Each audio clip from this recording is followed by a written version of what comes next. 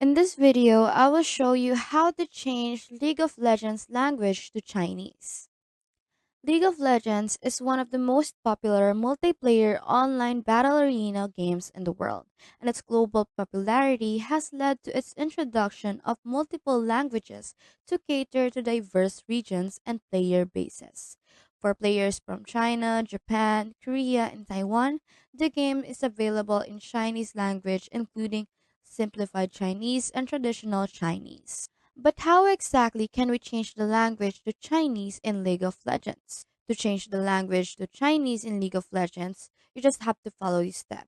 First, you have to launch the game. You have to open League of Legends and log in to your account. You have to click the gear icon in the bottom left corner of the game client. You'll find a gear icon where you have to click it to access the settings menu. You have to select the language tab, and in the settings menu, you will be able to navigate that specific language tab. On the language tab, you just have to choose Chinese from the list of available language. You can choose whether you want simplified Chinese or traditional Chinese depending on your preference. After checking and selecting Chinese, you just have to confirm the changes. You just have to click Save Changes to confirm the language change.